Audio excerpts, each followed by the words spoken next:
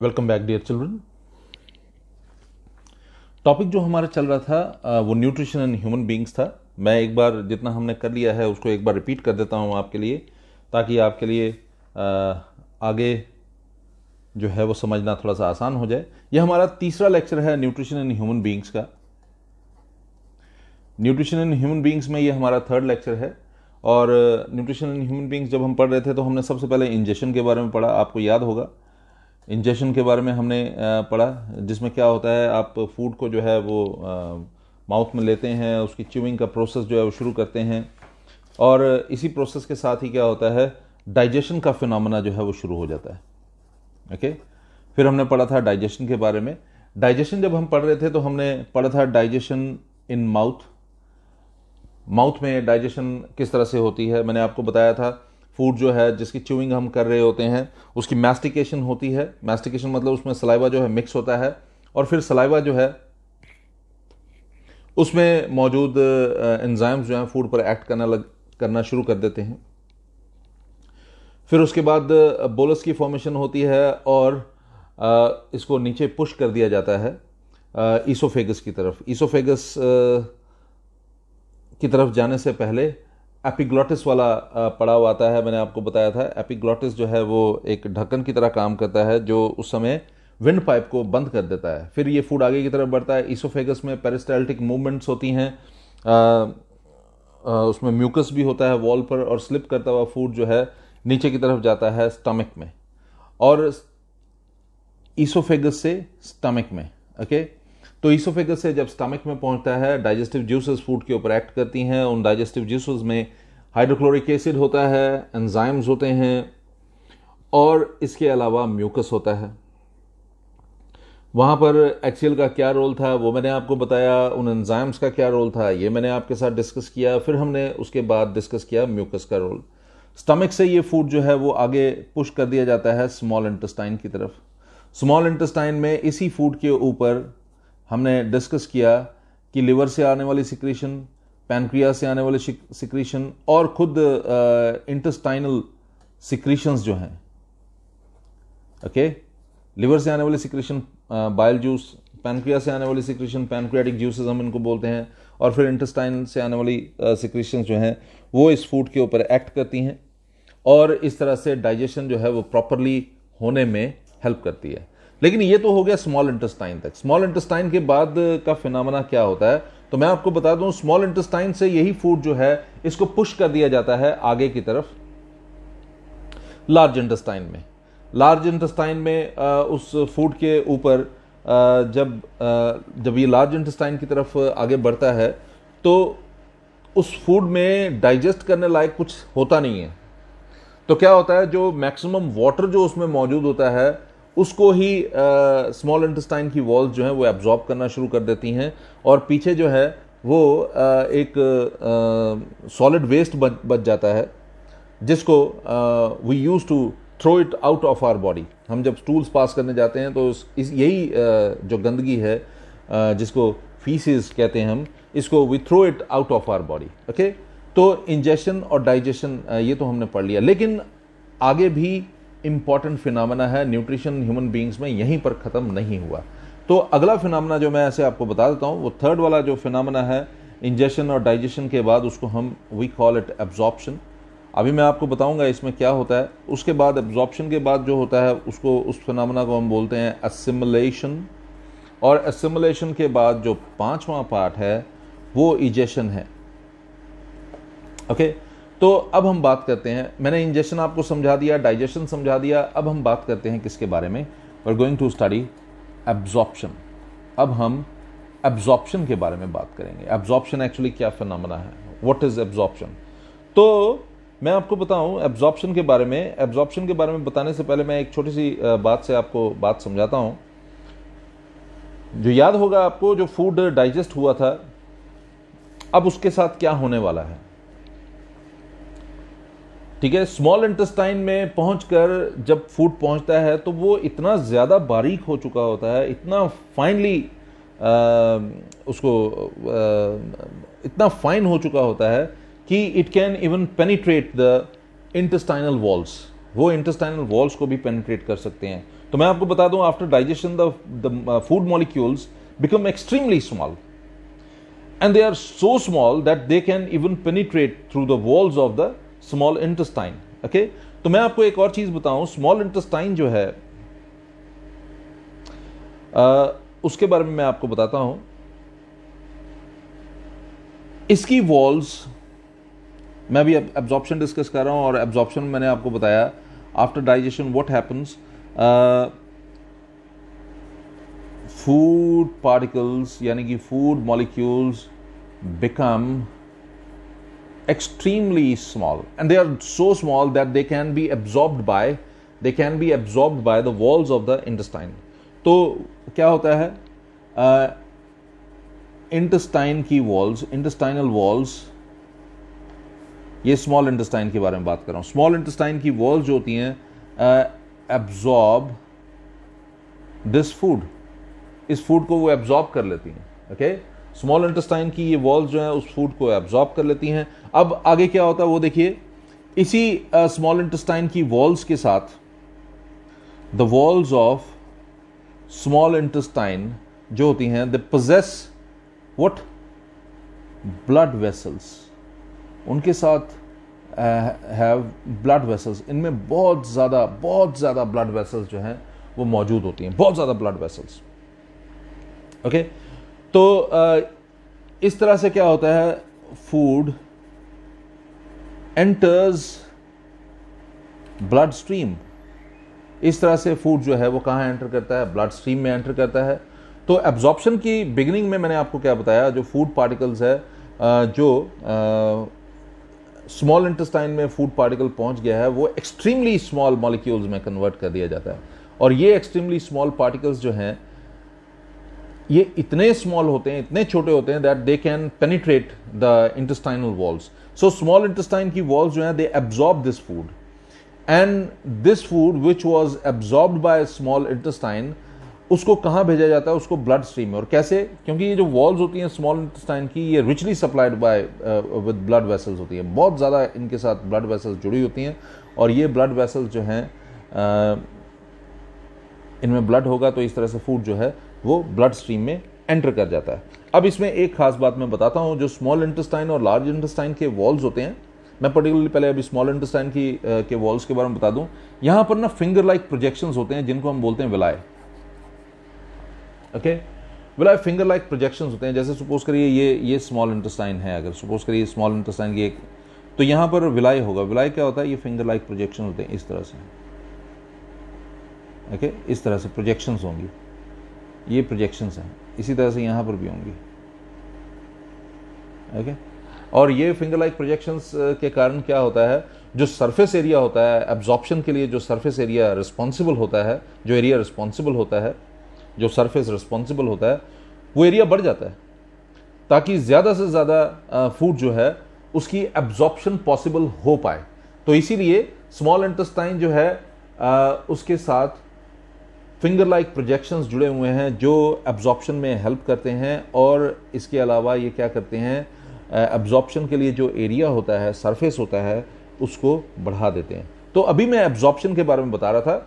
Digested food जो पूरी तरह से डाइजेस्ट हो चुका है, जिसके बारे में हमने लास्ट टाइम पढ़ा था कि प्रोटीन, कार्बोहाइड्रेट, सब कुछ जो है वहाँ पर और फैट्स वगैरह सब कुछ डाइजेस्ट हो चुका होता है स्मॉल इंटेस्टाइन में। तो अब उसके बाद एब्जॉर्प्शन का फिनोमेना शुरू होता है, और एब्जॉर्प्शन का फिनोमेना भी जो है स्मॉल इंटेस्टाइन में ही शुरू होता है। और स्मॉल इंटेस्टाइन में होने वाला ये एब्जॉर्प्शन जो है, इसमें फूड पार्टिकल्स एक्सट्रीमली स्मॉल होते हैं, तो वो स्मॉल इंटेस्टाइन की वॉल्स जो हैं वो इन फूड मॉलिक्यूल्स को एब्जॉर्ब कर लेती हैं। और वॉल्स जो होती हैं स्मॉल इंटेस्टाइन की richly supplied with blood vessels होती हैं, और ये इस तरह से जो फूड है, मॉलिक्यूल्स हैं, वो ब्लड स्ट्रीम में एंटर कर जाते हैं। अब आगे क्या, इस फूड के साथ आगे क्या होगा, तो एक और फिनोमेना आगे होता है, इसको हम बोलते हैं एसिमिलेशन। आगे इस फूड की डेस्टिनेशन होती है, उसका एक डेस्टिनेशन होता है, वहां तक इसको पहुंचाया जाना होता है, और ये ब्लड जो है, ब्लड स्ट्रीम जो है, इसके थ्रू फूड को, डाइजेस्टेड और डिसॉल्व्ड फूड को, this digested and dissolved food is carried to different parts. Okay, इस तरह से different parts of the body. Okay, अलग अलग parts में blood के थ्रू इसको पहुंचा दिया जाता है। और फिर ये जो food है, and this food जिसको different parts तक पहुंचाया जा चुका है is assimilated as part of cells। ये सेल में जाकर assimilate हो जाता है, और यही assimilate food जो है, यही जमा हुआ फूड जो होता है, ये बाद में क्या, पहले भी assimilated food is used for obtaining energy,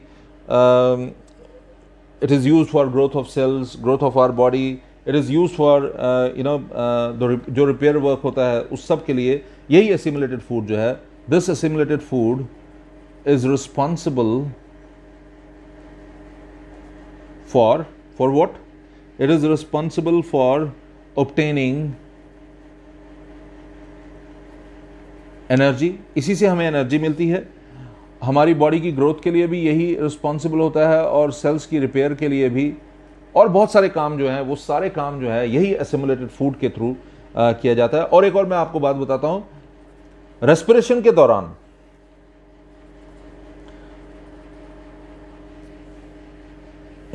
के दौरान यही एसिमुलेटेड फूड जो है, ठीक है, रेस्पिरेशन के दौरान क्या होता है, ऑक्सीडेशन होता है ऑफ एसिमुलेटेड फूड। रेस्पिरेशन क्या फिनोमेना है, मैं आपको बताऊं। रेस्पिरेशन वो फिनोमेना है जिसमें जो एसिमुलेटेड फूड है, सेल्स में मौजूद फूड जो है, उसका ऑक्सीडेशन होता है, और इस ऑक्सीडेशन के बाद जो एनर्जी मिलती है उसको डिफरेंट पर्पसेस के लिए इस्तेमाल में लाया जाता है। तो एसिमुलेशन क्या फिनोमेना है, वो जो फूड जो ब्लड वेसल्स में एंटर कर चुका है, ब्लड स्ट्रीम में एंटर कर चुका है, ये डाइजेस्टेड और डिसॉल्व फूड है, इसको डिफरेंट पार्ट्स तक बॉडी के पहुंचाया जाता है, और डिफरेंट पार्ट्स में मौजूद सेल्स जो हैं उसमें जाकर ये फूड जो है एसिमुलेट हो जाता है, और फिर ये एसिमुलेटेड फूड जो है ये डिफरेंट पर्पसेस के लिए इस्तेमाल किया जाता है, एनर्जी ऑब्टेन करने के लिए, for growth, for repair of cells, etcetera etcetera, and there so many purposes. Okay, लेकिन उनमें से एक बहुत इंपॉर्टेंट पर्पस है, वो है रेस्पिरेशन। रेस्पिरेशन में क्या होता है, यही एसिमुलेटेड फूड जो है इसका ऑक्सीडेशन होता है, और ऑक्सीडेशन के बाद जो एनर्जी मिलती है वो हमारा शरीर जो है, हमारी बॉडी जो है, डिफरेंट पर्पसेस के लिए इस्तेमाल में लाता है। तो फिर वो जो फूड जो यूज नहीं होता है उसका क्या होता है, तो मैं उसके बारे में आपको बता दूं। The food which is not used, जो अनयूज्ड फूड होता है, ओके, जो फूड नहीं यूज होता है इमीडिएटली, वो अनयूज्ड फूड हो गया, is stored in liver as glycogen. इसको ग्लाइकोजन की फॉर्म में हमारे लिवर में जाकर स्टोर कर दिया जाता है। ठीक है जी। तो रेस्पिरेशन में क्या होता है, एसिमुलेटेड फूड की ऑक्सीडेशन हो जाती है, और जो जिसकी रेस्पिरेशन नहीं हुई, जो फूड बच गया, उसका क्या होगा, वो लिवर में जाकर ग्लाइकोजन के फॉर्म में स्टोर हो जाता है। ग्लाइकोजन एक किस्म का कार्बोहाइड्रेट है, और ग्लाइकोजन की फॉर्म में जब ये स्टोर हो जाता है तो क्राइसिस के वक्त या ज़रूरत के वक्त क्या होता है, यही स्टोर्ड फूड जो ग्लाइकोजन की फॉर्म में स्टोर कर दिया गया है, ये इस्तेमाल में लाया जाता है, इसको इस्तेमाल किया जाता है। ओके, तो एब्जॉर्प्शन आपने पढ़ा, सबसे पहले आपने पढ़ा इंजेक्शन के बारे में, फूड को अंदर लेना और उसकी च्यूइंग का प्रोसेस शुरू करना, और फिर उसके बाद डाइजेशन आपने पढ़ा, digestion in mouth, oesophagus, stomach, small intestine में लिवर, पैनक्रियाज और इंटेस्टाइनल जूसेस के बारे में आपने पढ़ा था। फिर मैंने आपको एब्जॉर्प्शन के बारे में बताया। एब्जॉर्प्शन में क्या होता है, वो फूड पार्टिकल जो डाइजेस्ट हो चुका है वो इतना ज़्यादा फाइन कर दिया जाता है उसको कि वो बहुत ज़्यादा स्मॉल हो जाता है, और स्मॉल इंटेस्टाइन की वॉल्स जो है उसको एब्जॉर्ब भी कर सकती हैं। स्मॉल इंटेस्टाइन की वॉल्स जो है रिचली सप्लाइड होती है, ब्लड वेसल्स होते हैं, इसमें बहुत ज़्यादा ब्लड वेसल्स होते हैं, और बहुत ज़्यादा ब्लड वेसल्स क्या करते हैं, ये जो इंटेस्टाइन ने फूड जो एब्जॉर्ब किया होता है, इस तरह से वो ब्लड स्ट्रीम में आ जाता है, फूड एंटर्स ब्लड स्ट्रीम। फिर एसिमुलेशन होती है फूड की, जिसमें डाइजेस्टेड और डिजॉल्व फूड जो होता है वो उसको डिफरेंट पार्ट्स तक पहुंचाया जाता है और एसिमुलेट किया जाता है सेल में। एसिमुलेटेड फूड जो है रिस्पॉन्सिबल होता है एनर्जी, ग्रोथ और रिपेयर के लिए सेल की। फिर रेस्पिरेशन होता है, ऑक्सीडेशन, रेस्पिरेशन वो फिनोमेना है जिसमें ऑक्सीडेशन होता है एसिमुलेटेड फूड का, और अनयूज्ड फूड जो है उसको स्टोर कर दिया जाता है लिवर में ग्लाइकोजन की फॉर्म में। तो एसिमुलेशन के बाद जो टॉपिक है वो है इजेशन। अब क्या होता है, स्मॉल इंटेस्टाइन में जो फूड वगैरह एब्जॉर्ब हो गया वो तो चलो एक प्रोसेस है, लेकिन क्या सारा फूड एब्जॉर्ब हो जाता है? नहीं, ऐसा नहीं होता। हमारा फूड जो है वो बहुत सारी चीज़ें उसमें होती हैं, और वो सारी चीज़ें जो है हमारे शरीर के लिए अच्छी नहीं होती है, तो इसीलिए हमारा शरीर जो है हर चीज़ को एब्जॉर्ब नहीं करता है, और बहुत सारी चीज़ें जो हैं उसको शरीर से बाहर फेंकना बहुत ज़रूरी होता है। They are actually toxins, okay, most of them are actually toxins. इसके अलावा रफेज भी होता है हमारे शरीर में। जैसे फॉर एग्जांपल आप अगर एप्पल खाते हैं तो एप्पल में सब कुछ जो है वो आपकी बॉडी एब्जॉर्ब नहीं कर सकती। आपने देखा होगा जब एप्पल का जूस निकाला जाता है तो जूस में जो एक्सट्रैक्ट, जूस तो अलग हो जाता है, एक्सट्रैक्ट अलग हो जाता है। ऐसे ही हम जो फूड कंज्यूम करते हैं उसमें जो चीज़ें एब्जॉर्ब हो सकती हैं हमारे शरीर में उसको हमारी बॉडी जो है एब्जॉर्ब कर लेती है, और जो नहीं एब्जॉर्ब कर सकती उसको it throws it out of the body. तो वो फूड जो हमारी बॉडी एब्जॉर्ब नहीं कर पाती है, it should be thrown out of our body, जिसको हमारी बॉडी डाइजेस्ट नहीं कर पाती है। अनडाइजेस्टेड फूड जो है वो अनडाइजेस्टेड फूड जो है it passes from small intestine to large intestine, okay, it passes from small intestine to large intestine. And what happens when it passes from small intestine to large intestine? मैं large intestine के बारे में जैसा कि पहले भी मैंने आपको बताया, जैसे small intestine में विलाय मौजूद होता है वैसे ही large intestine में भी विलाय मौजूद होता है, और उसका फंक्शन भी वही होता है एब्जॉर्प्शन का। लेकिन यहाँ पर फूड एब्जॉर्ब नहीं होता, ना के बराबर होता है बल्कि, और यहाँ पर एब्जॉर्प्शन जो है वो किसकी होती है? वो वाटर की एब्जॉर्प्शन होती है। Here water is absorbed with the help of villi, okay. What happens? Absorption of water takes place. यहाँ पर एब्जॉर्प्शन होता है पानी का, वाटर यहाँ पर एब्जॉर्ब होता है, और जब वाटर एब्जॉर्ब होता है, अब सिंपल सी बात है, उसमें से फूड में से, अनडाइजेस्टेड फूड में से पानी जो है उसको एब्जॉर्ब कर लिया गया। अगर पानी को एब्जॉर्ब कर लिया गया तो फिर क्या हुआ? फिर क्या रहा? पानी को जब एब्जॉर्ब कर लिया गया तो पीछे जो बच गया वो अनडाइजेस्टेड फूड है, लेकिन सेमी सॉलिड फॉर्म में, पेस्ट की फॉर्म में, ठीक है। So the last part of large intestine जो होता है ना वो होता है रेक्टम। इसके बाद क्या होता है? फूड आगे बढ़ता जाता है और रेक्टम तक पहुंचता है। रेक्टम वो पार्ट है हमारी बॉडी का,